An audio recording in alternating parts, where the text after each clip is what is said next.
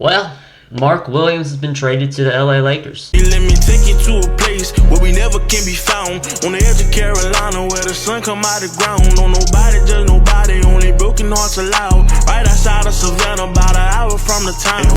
Hello everyone, it's Everything Buzzy here, back again with another video. And today we're going to be talking about Mark Williams being traded to the Los Angeles Lakers for Dalton Knecht, Cam Reddish, a 2031 unprotected first round pick, and a 2030 pick swap rights to the Charlotte Hornets for Mark Williams. I'm gonna be honest, so I'm kind of gonna go everywhere here. This is off the top of the head, so if you guys could leave a like, comment, share the video with a friend, you already know the drill. Trying to hit 250 subscribers, so if you could help me out there, appreciate it. Go ahead and subscribe to the channel as we make Charlotte Hornet content here. I'm gonna be honest, I'm a little confused.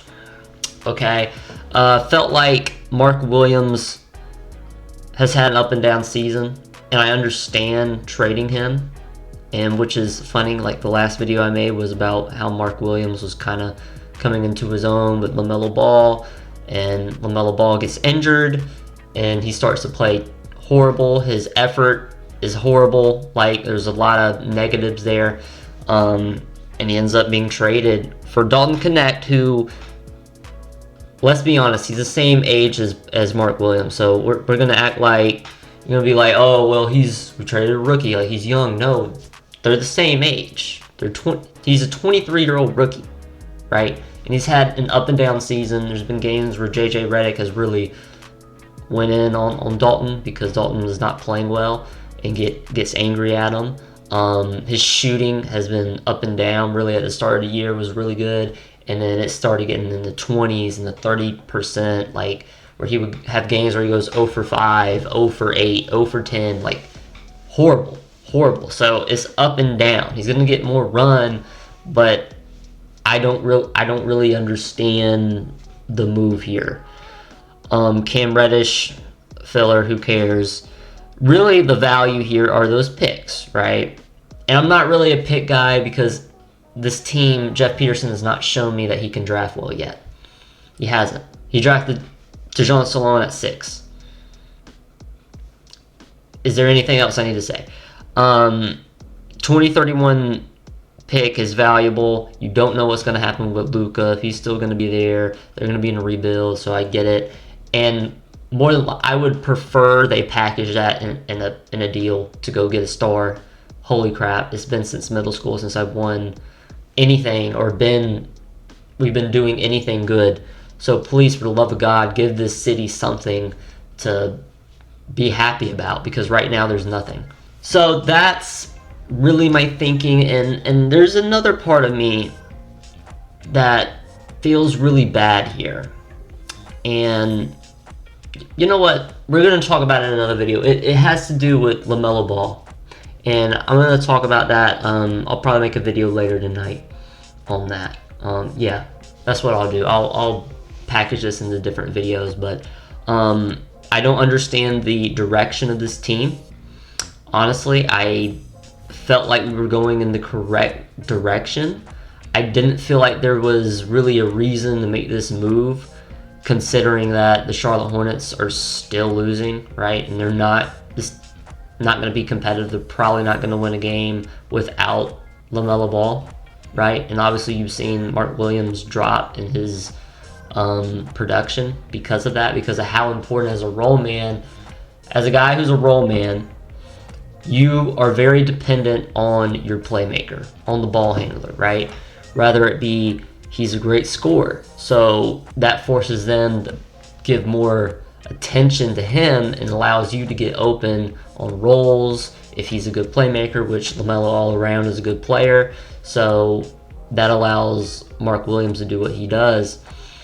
And you saw that with Micic, it wasn't the same, right? Micic, KJ, Nick Smith Jr. wasn't nearly at the same level. But when I talk about direction, I mean, this screams rebuild. This screams, hey, we're going young. We're We're going to continue to be young. We're going to continue to do what we've done for the last 10 years.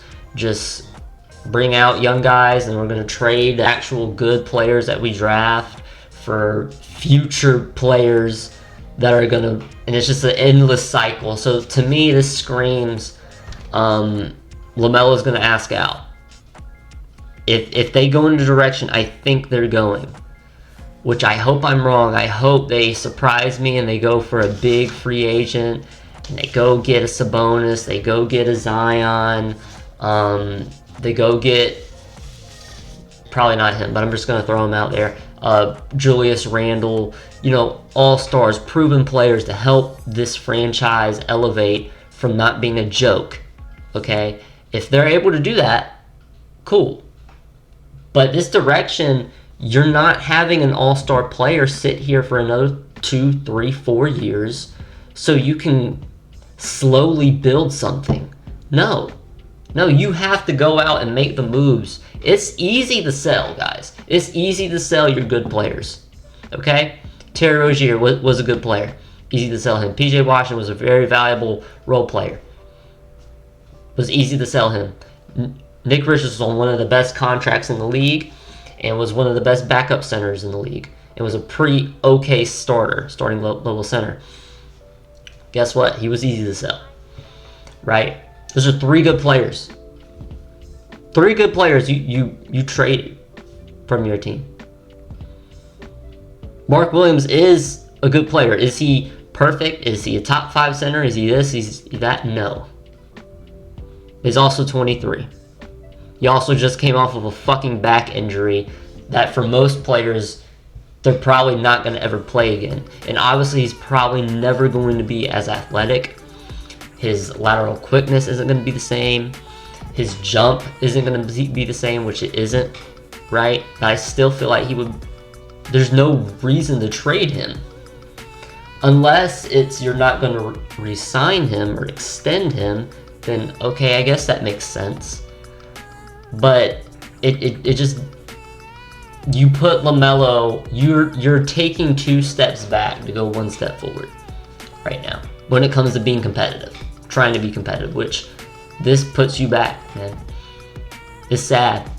It's sad. It's sad because he's probably gone. He's not going to go through the full rebuild again. It's been 6 years and he has 0 playoff appearances. 6 years. LaMelo's counterparts have all been in the playoffs. Anthony Edwards, playoffs. Darius Garland, playoffs. Cade Cunningham could potentially be in the playoffs. Jalen Green's going to be in the playoffs. Right? All those players that LaMelo's been drafted around in those few years, all those stars have made the playoffs. LaMelo's going to be the only one. It's extremely unfortunate. And does LaMelo hold a little bit of that blame? Yeah. Look, you got to stay healthy. For your team to be competitive and try to make a playoff push, you have to stay healthy. He just hasn't. He just hasn't. This is a sad day, man. Sad day. Sad day. It shouldn't have come to this, bro. But we will make a video going over Dalton. I'll look into some film and record some footage and get that up to y'all so we can understand really what he's going to bring to this team. But anyways, I'm Everything Buzz City here. Please will like, comment, share the video with a friend, subscribe to the channel. I'm Everything Buzz City here. I'm out. Peace, guys.